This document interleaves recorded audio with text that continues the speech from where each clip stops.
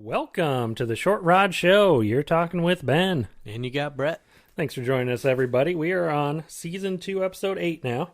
Cranking out episodes every week here on all your favorite podcast platforms. And once again, we got a great episode lined up today. What are we talking about, Brett? Yeah, so I want to touch a little bit on our trip from last week. When we recorded that podcast, we were right in the middle of just pounding fish. Yeah, and you can tell we were in it. That was cool. So it didn't quite bring the normal information, what we were doing, how we were doing it. So I just want to touch on that quick in this introduction.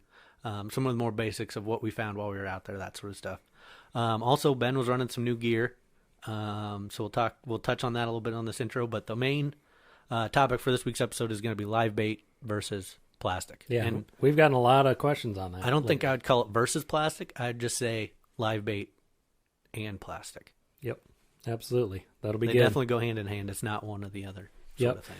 Yeah, and I think you guys are all interested to hear our preferences on what we're all about when it comes to bait. If we're leaning more one way or the other, when to use different types of bait, that's a huge question, and that's something that I was always, interested in. Yep. When I first started ice fishing, but yeah, how did our trip go overall? Like, throw out your honest opinion on it. Unbelievable. For just jumping in the truck and not having a specific destination. Yeah, that was cool. Just hopping in the truck and saying, okay, well, so we did a little pre, and I talked about that in the last week's podcast, so I won't go too much to. We did some pre-looking at it and had an idea of where we wanted to go, how to stop, what to look for, that sort of stuff. But for just getting in the truck and just heading north and, just looking for safe ice, I can't believe how many fish we caught. Yep.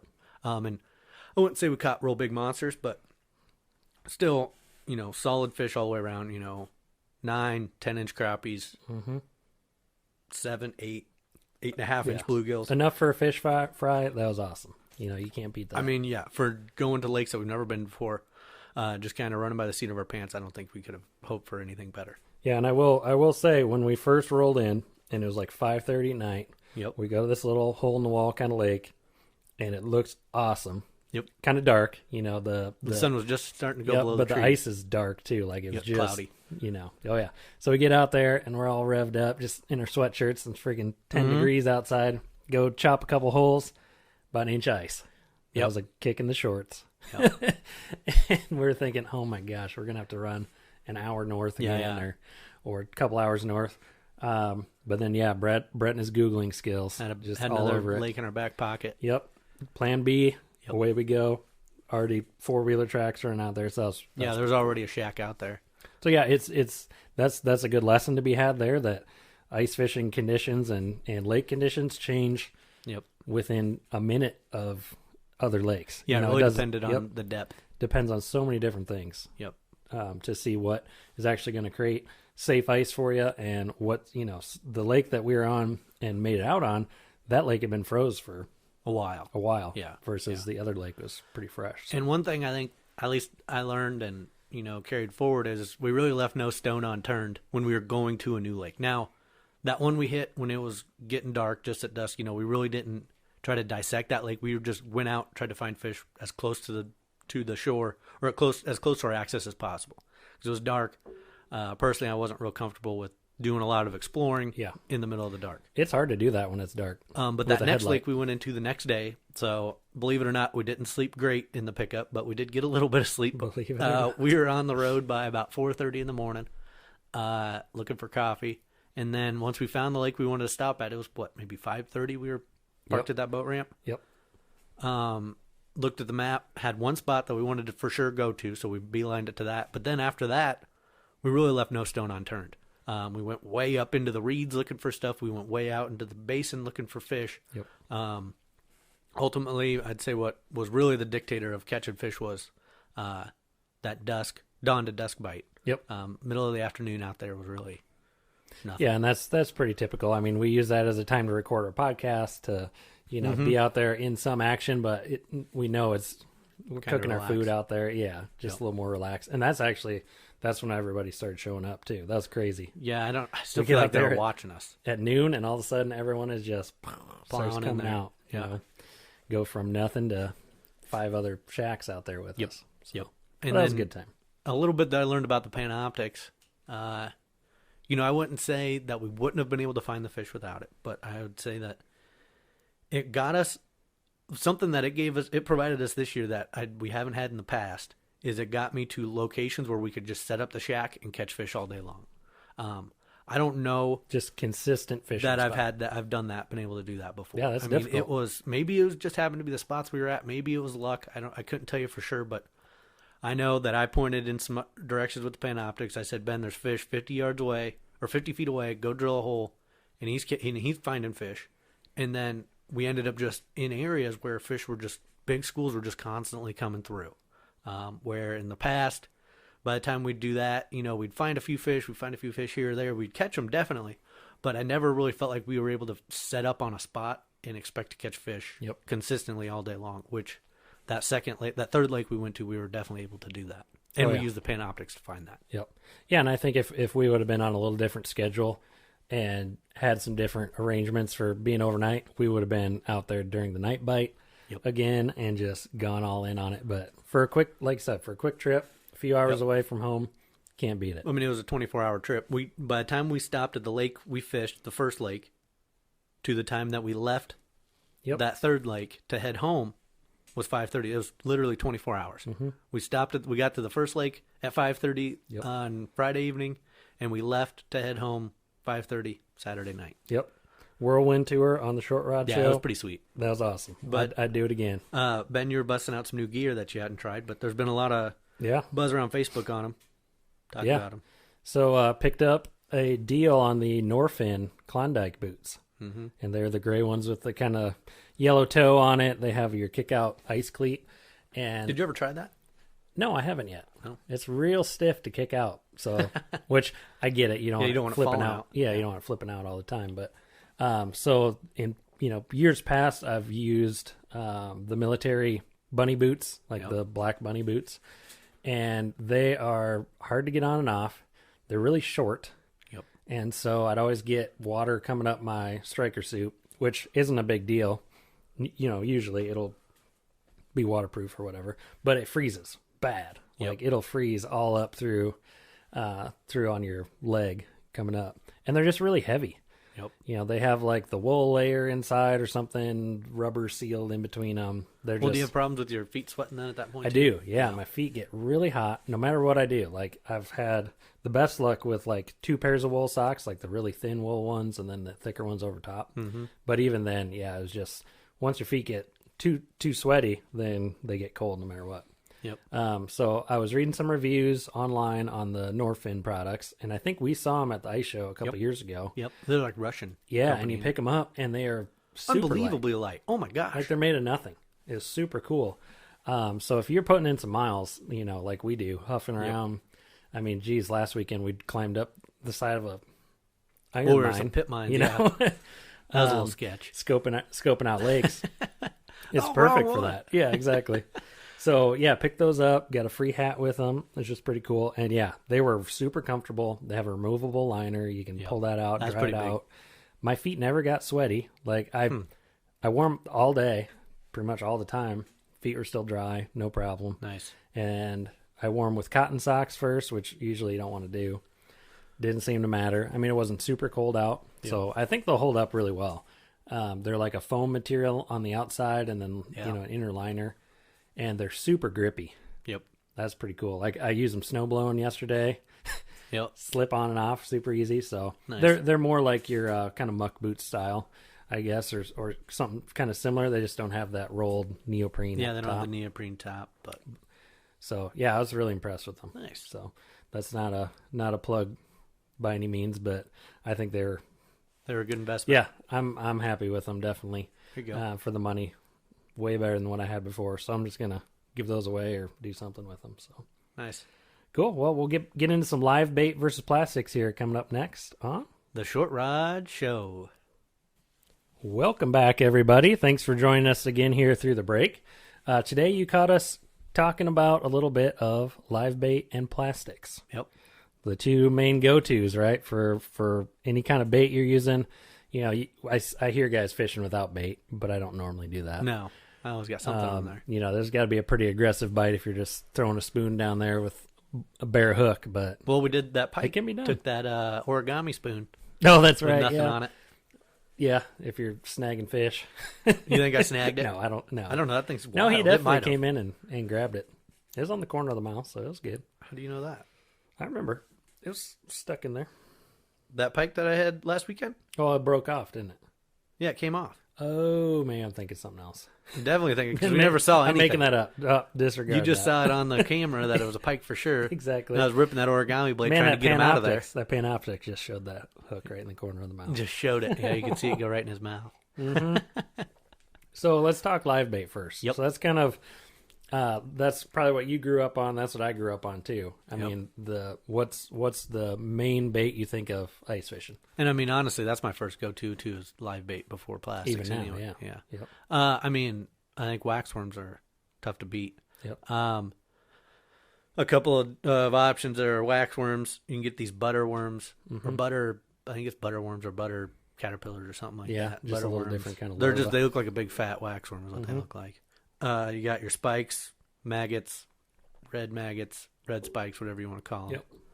Yep. And then minnows, minnow heads, chubs, shiners. Yep. Whatever you want. I guess then if you're in the catfish game, you want to go with some shad guts. The shad also, gut. Yeah, absolutely. I mean, those are the main things that I'm talking about.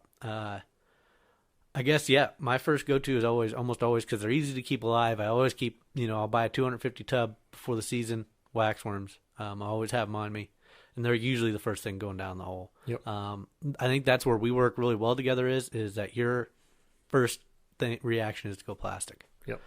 So then we can really hone in on a bite real quick on, is it waxworms, is it plastics, what do they want? And honestly, half the time we're both catching fish anyways. Yep. Yeah, I think it's a psychological thing at that point. But when the bite does get really tough, live bait having that extra scent and that extra kind of movement, that's really what plastics are all trying to mimic is the movement of a floaty kind of larvae in the water. Yep. And your plastic, like when we talk about the little atom noogies, having the whip tail whipping around, all your plastics that have kind of the tentacles flipping out of them. That's what it's trying to accomplish is just have some kind of floaty movement in the water that gets fish riled up and I think where live bait really shines is like in a real tough bite situation because I don't feel like I need the movement when I have live bait on as I do with plastics. I mean, if I'm not moving a plastic bait, at the end of the day, you're just have a little plastic piece of whatever hanging in the water. Yep.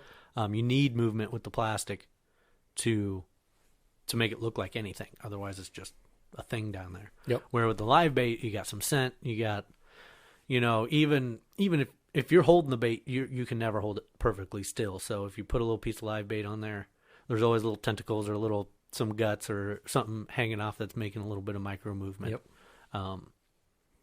That I think is pretty important.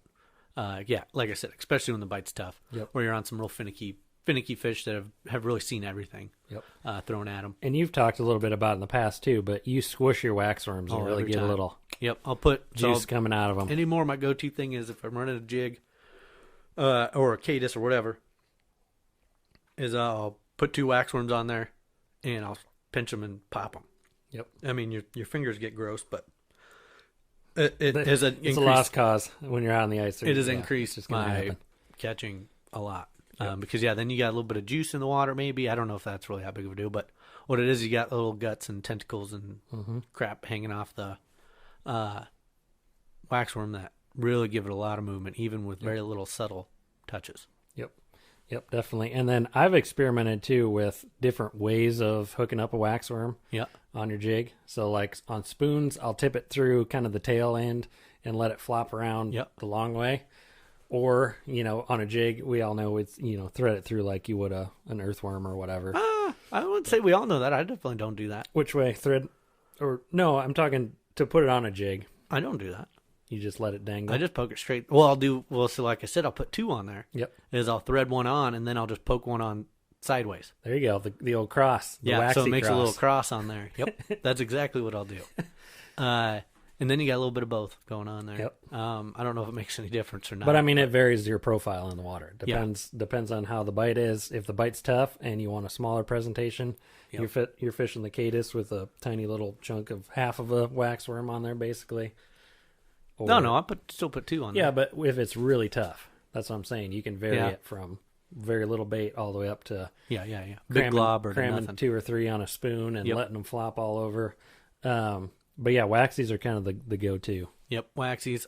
One thing we've heard a lot of folks saying, and we'll probably use those a little bit more, are spikes. Yep. Red maggots. The maggots. And about the only I don't have a lot of actual fishing experience, but I hear a lot of people, you really glob a bunch of them on there, and they're pretty tough. Yeah, they they do don't have fall a tough off skin. as easily. They're like, I don't know. And they're much more wriggly than Yep.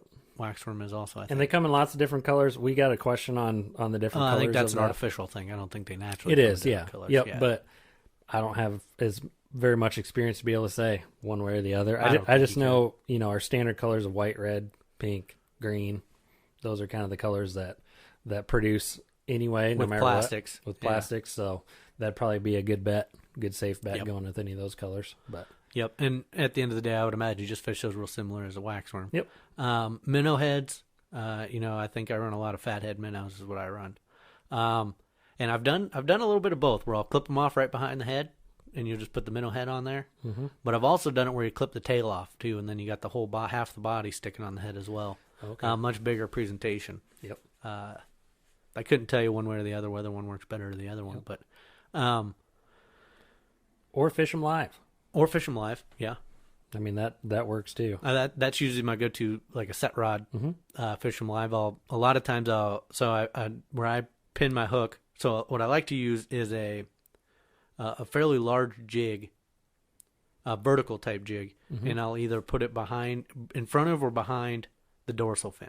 If I want it in front of it, I just want that minnow to sit there and live and swim all day long. If I put it behind the dorsal fin, I'm expecting a bite fairly soon, or I'm expecting to be in fish, because if it's behind that dorsal fin, eventually that fish, because it puts that fish pointing down naturally, so that fish is fighting to stay level. Well, eventually that little minnow's going to get tired, and then it just dies. So you get a lot more action, but it doesn't last as long. Yeah. What about clipping like one of the fins off of it?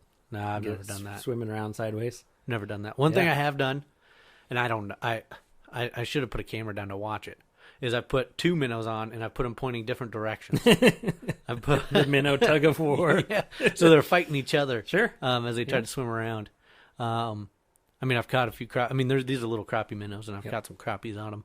Doing that, I don't know if that's just a waste of bait or what, but I thought it was kind of a cool idea when it dawned on me to try to do that, rather than having the minnow swim away or being able to try to fight to get away from a fish.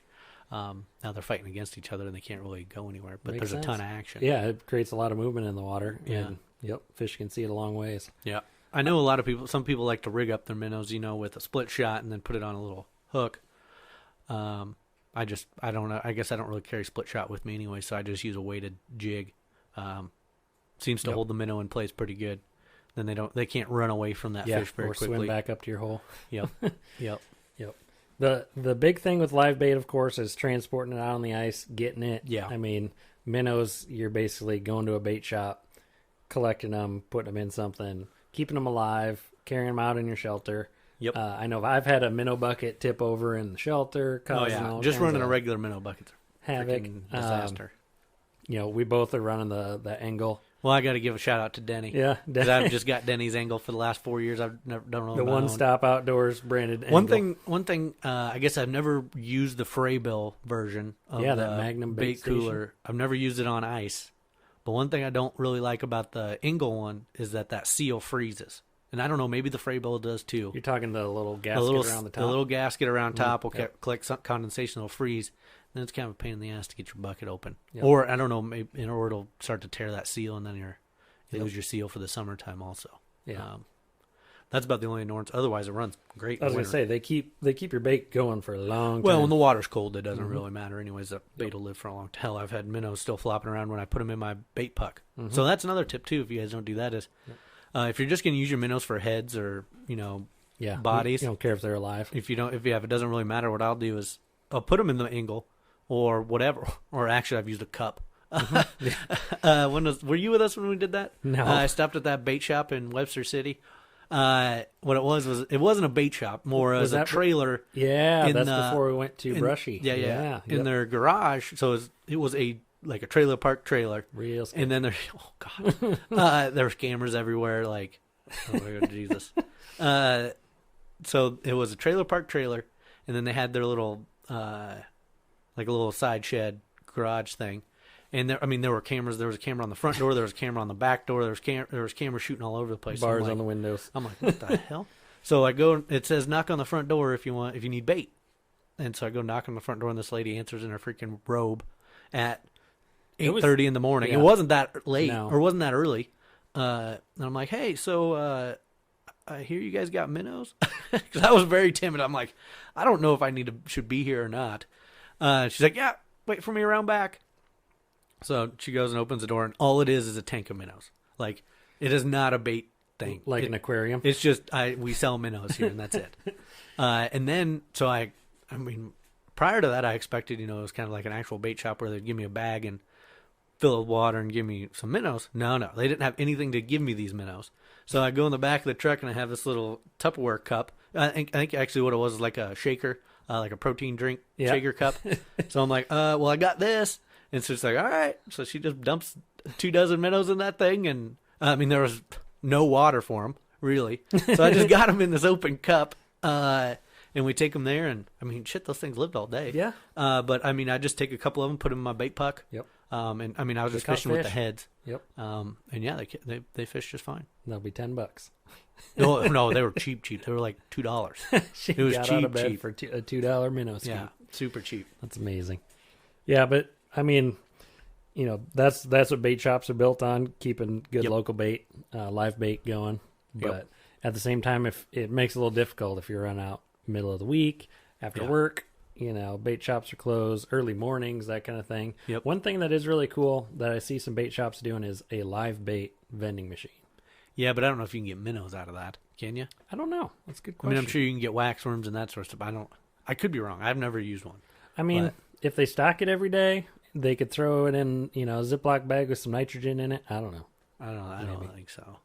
I could be wrong. Cool. Somebody comment if that. Yeah, let us know. I want to check that out. That seems now, wild. Intrigues me. Yeah. But yeah, if you had a bait vending machine, yep, that would be money right on the tail end. Of a lot of places have those. The north ramp of Brushy. Oh yeah, that thing would get ransacked every day. Yep. So that's pretty cool. So yeah, live bait, that's kind of the go-to for Brett. Yeah. I would say I usually have waxies with me, but my go-to would be the plastics. And I'm really only putting plastics on once Ben's caught 2 or 3 fish and I haven't caught any. Yeah, once we get past the decoy crappie, plastics. then you're all over it. Yeah, right. You got to get that out of the way. Ben succumbed to the decoy crappie on the trip also. We did. That's where we left fish to go try and find fish. Yep. But man, we got to practice what we preach now. People are watching. Yeah, surprised somebody didn't come over and say, what do you guys do? That's obviously the decoy. Yeah. Get your Iowa fish finders out and checking our operation out. But yeah, Ben, what? Give me a rundown of. So obviously, here's what I want to know. Oh, okay. Here's a question I had in the back of my head here. When did you first start fishing with plastics, ice fishing? Because I'm sure bass fishing. Not that long. You've used maybe 3 years artificial baits, but 3 years. When did I move to Ankeny? 2 years ago. It's more than 2 years ago. No, I've only. Yeah, you were here before I got here. Yeah, but it was just that was like 2 years ago. October 17 we moved in. 17. So it would have been 15 maybe when I started using plastic. When I first started using plastics, 2015. So 5 years, I guess. Nice. Man, time gets away from me. Yeah, it does. Yeah, and that was real basic. Just kind of walking the store shelves and just picked up some. I think what I first bought was those clam makey plastics. Yep. They're kind of little spermy looking deals. Yep. They work pretty good. Now, did I tell you my story on the noogies? Mm-mm. So I was out. The first time I ever heard of plastics or saw plastics, I didn't even get to see them. I just heard them. So I was out on a little lake in Cedar Falls. Oh, yeah, I have heard by myself. Story.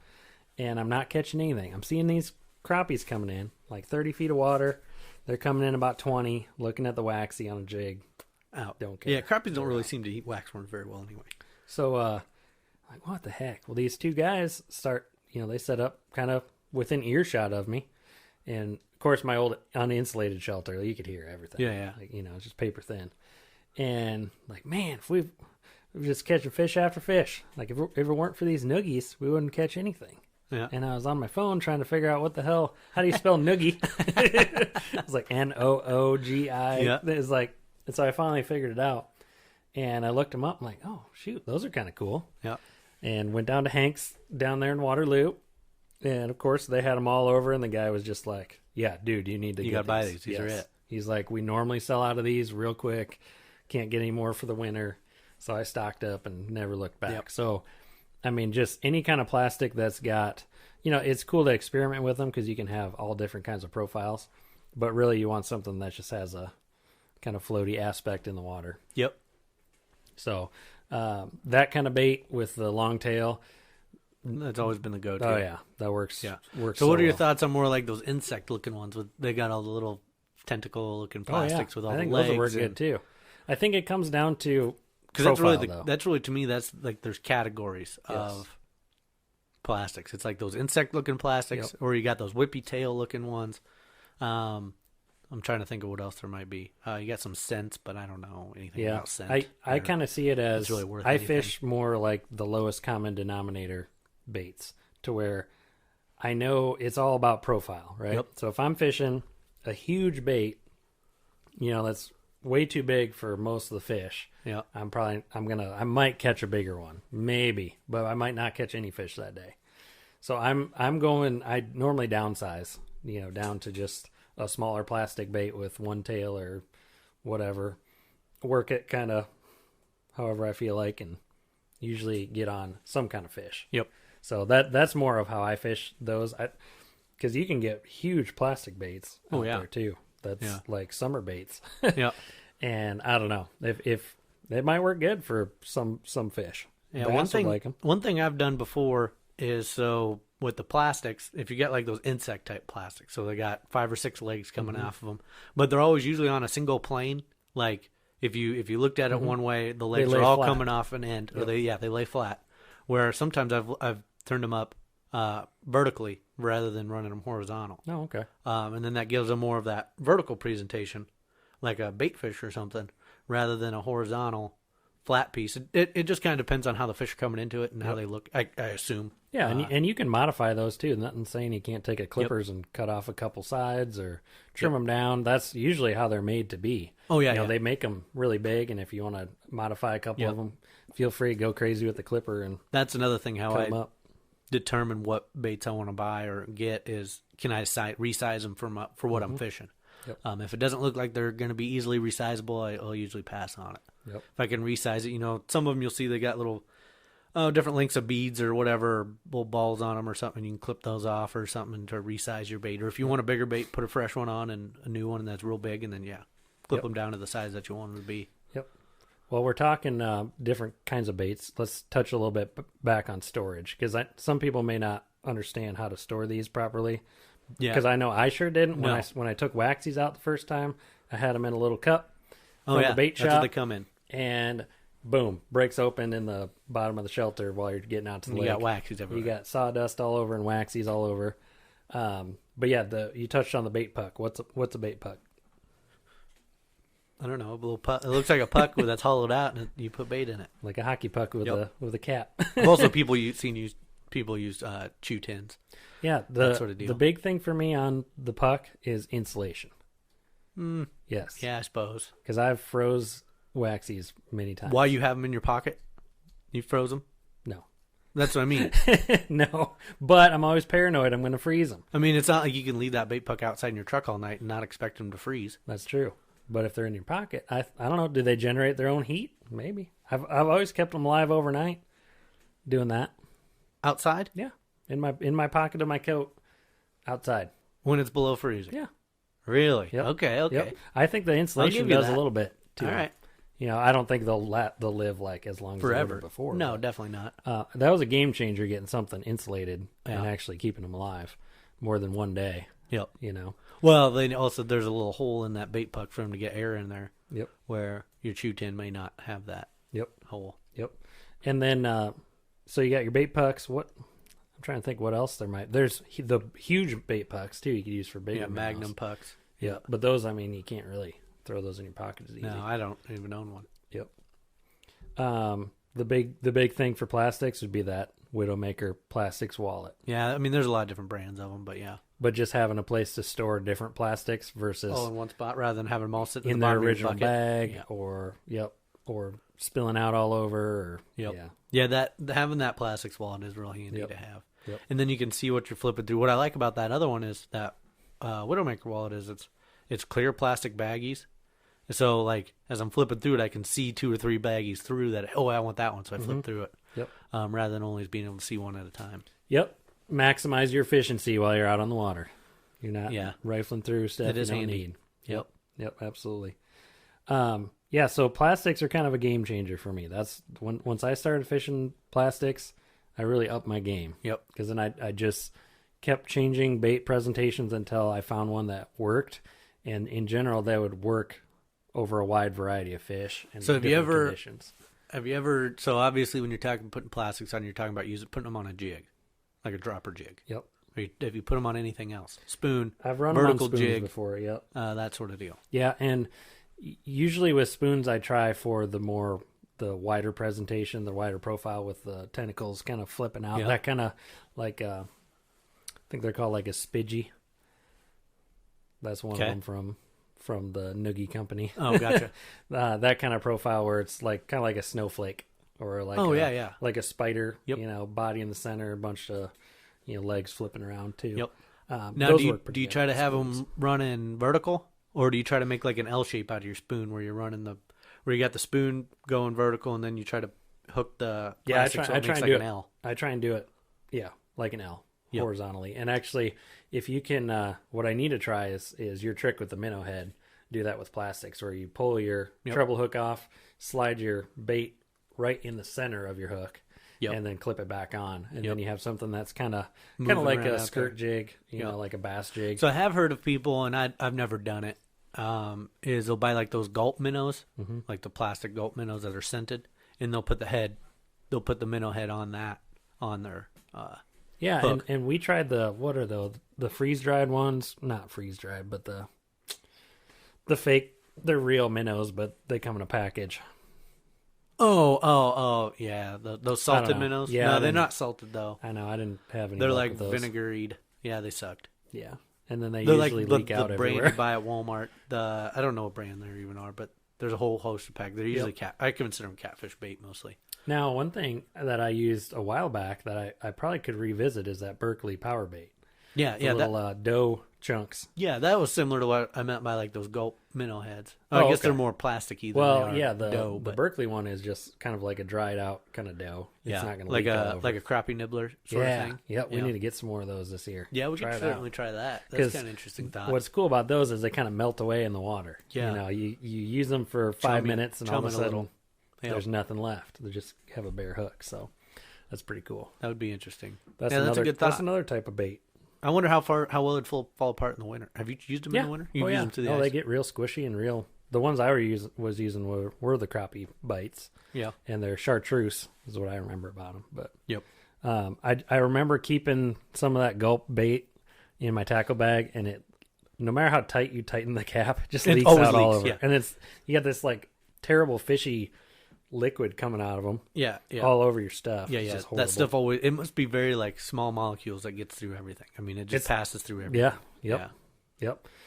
So yeah, basically those are the kind of baits that we use. I mean, plastics. There's a million kinds of plastics. Oh my and gosh, we've gotten some new ones this year that we're going to try out, which is pretty cool. But really, the tried and true kind of profile would be something that Has a gives whippy some tail. movement. You don't have to work real fast to get the movement You don't want to translate to movement. In to the me, fish. the best plastics are the ones you minimal movement and you get maximum action. Yep. If you have to really work that bait to get much action out of that plastic, it's too stiff and you're not getting what you want out of it. Like your wedgies. I mean, those are the ultimate Oh man, non-movement, Yeah. still making. And sometimes you need to chop the tip off of those suckers because they just go too crazy. Yep. You got a 2-inch long. The jumbo wedgies are ridiculous. I Yep. always trim those down. Yep. So yeah, I run into running baits like that. I mean, I feel like I get short struck a lot. Like you get your pants pulled down a lot on Yep. your baits. Yep. Awesome. That's some good discussion on some bait. Yeah, I think I everyone wanted says. to peg you on when you found plastics. Yeah. No, yeah. Because that was a big deal for me when I heard about that. Well, what it I was didn't even was- know people fish with it. At the time, what it was, I remember I just started following that Tom Boley on Facebook, and I sent a message. I mean, this is when he had like 1,000 followers, and I Just was a little guy. And I was like, "Hey, man, what do you think about all these plastic baits that people are using? All this plastics versus live bait and stuff?" And he actually chimed back in on a video. He was back then. He was doing these short little 30-second clips, and he's like, "Yeah, I got a message from Brett in Iowa that was asking about live bait and plastics." And Yep. his comment more was, use plastics if you got a fast and furious bite because they are more durable. They will last longer. You don't have to change them out all the time. And then, so you can hook a fish, pop the fish off, drop your bait back down. You don't have to worry about rebaiting. You don't have to worry about your waxworm or whatever falling off. And then, when it's a more finicky bite operation, then you go to your live bait because then you also have the scent. Yep. You have that live feel to it. Now, see, I've heard of guys too that they're totally 100% plastics. They don't even carry live bait, and that's not been the case for us. I think that's a mistake. Going one way or the other. Maybe we're doing it wrong. Life's but all about balance. exactly. And if Ideally, you you would have you'd have both. Yeah, trying to go too hard one way or the other, you're gonna get in trouble. Yep. I think it's always a situation, and especially for me with waxworms, I've got it down to now where, I mean, I can keep them alive all year. And I'm going to try to do the same thing with spikes this year. So I have 2 different types of bait with me. That's really the only thing that slows me down on minnows. I mean, that angle, I've kept them in there for 3 or 4 days, but it stinks like shit. Mm-hmm. You got to be keeping that out in your garage. Yeah. Yeah, absolutely. Which, that'll keep them going, but... Yep. Yeah, I mean, that thing is not a long-term extremely energy solution. efficient. Like a pair of double D batteries in that thing, and it'll last me... I don't know if I've ever killed batteries on those things. I've ran them for 3 or 4 days at a time. And I mean, I just switch them out because we'll be going on a trip or something. And I don't want to risk having dead batteries. Yep. So I really don't know. I really don't know how long those batteries will last. Yep. But yeah, they're extremely energy efficient. Yep. I think I hooked mine up to a USB, wired it for 5 volt. Yeah. So and that worked pretty well, but then I think I ran over it or so when I borrowed Denny's, he didn't have the DC adapter that you plug in? Yeah, the cigarette lighter. No, he had the cigarette lighter, and he needed the other one, so I could plug it into the wall. Yep. He didn't have that adapter. I'm like, well, so I started kind of raffling. We all have to keep those tubs of old electronic power cords and all this crap. So I had one that had the plug-in, the necessary size. Like the little barrel? Yeah, the little barrel plug-in. Yeah, kind of like one of these little adapter deals. Yep, I had one with the right size, but it was not the right amperage. Oh, shoot. So I plugged that in, and it goes... just pumping like crazy. I'm like, oh shit, let's unplug that before I burn that sucker up. 25 volts. Yeah. Oh, it was shooting. Well, then I looked back and it was so I've got this little skill electric screwdriver thing, and it's what you plug that thing into to charge it. And I was like, oh yeah, that was probably a problem. High speed, because normally high speed is good, but not for creating bubbles in angle cooler. No, but otherwise I'm very impressed with how well. Yep. Now I just need some sort of water recirculator system in there so it doesn't stink so bad. Yep. Trade out the water every now and then. Yeah. That'd be nice. So yeah, well, while we're on live bait, I've said it before on the podcast, but I'll say it again because we've got a hell of a lot of new listeners. Number one thing for storing minnow or storing waxworms, or I would assume spikes. I think spikes are in the same category. Is what I do is so I'll buy normally right now, but we don't really have ice, and last I checked Fleet Farm, they didn't have any new waxworms in stock. Is I'll buy like a big 250 count, and what I'll do is I'll go down to my basement. I have a window in my basement, and I'll put them on the windowsill, and whatever that environment is, it's the perfect temperature, it's the perfect humidity, and they will live until March. It's probably the cyclical aspect of it. Gets a little bit of heat during the day, cools off at night. Right by the window is colder anyway. Probably. By the end of the season, they'll start wrapping cocoons ready to become bees. It's impressive how well those things survive in there. Cool. So yeah, number one tip of the short ride show is to do that with your waxworms. There you go. Awesome. You got anything else, Brett? No, I think we pretty much touched on everything. A lot of talk on some live bait and plastics. Well, actually, let's talk. What time? How long is this? What time are we at? Yeah, we got a little bit. Okay. Let's go into what kind of fish we're fishing for with some of these live baits and plastics. There you go. Yep.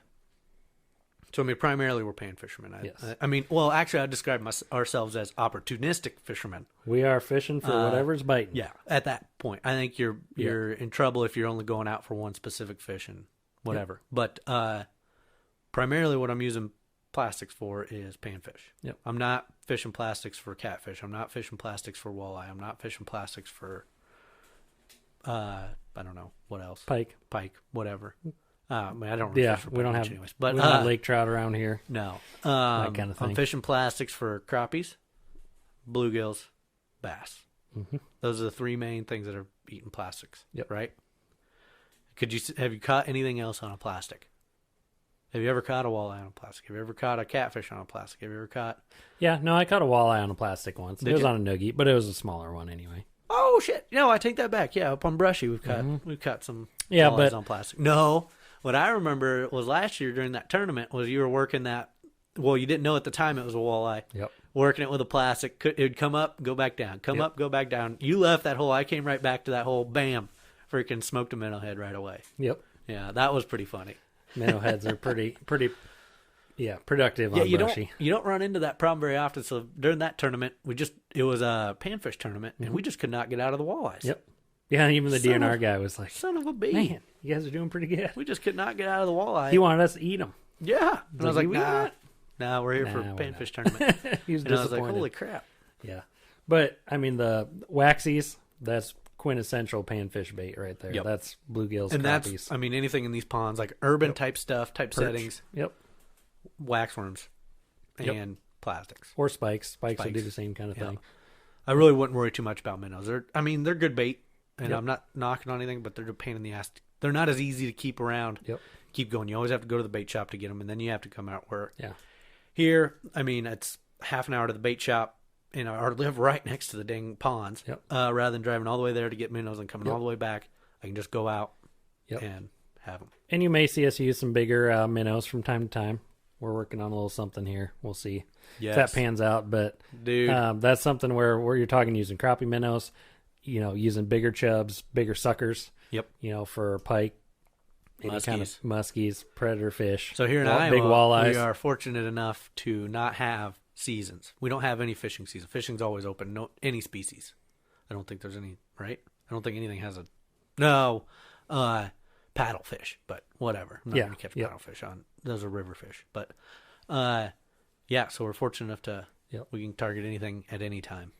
And I'm pumped to try a few new things this We'll year. just leave it at that. Yeah. Got to keep everyone in suspense. Well, just in case it don't work out. Because so far every plan we've Exactly. tried to make, it sucked. Not sucked, but it just hasn't been able to work out. Yep. Nothing's going according to plan in 2020. Who would have guessed? Well, even, it sucked. Yep. Awesome. Good deal. Well, hope you guys enjoyed that episode. I know that was a good time chatting about bait. Yeah. That's really got me thinking I need to run to Fleet Farm and get some check for new there fresh after bait. this. See if they got fresh waxworms. Yep.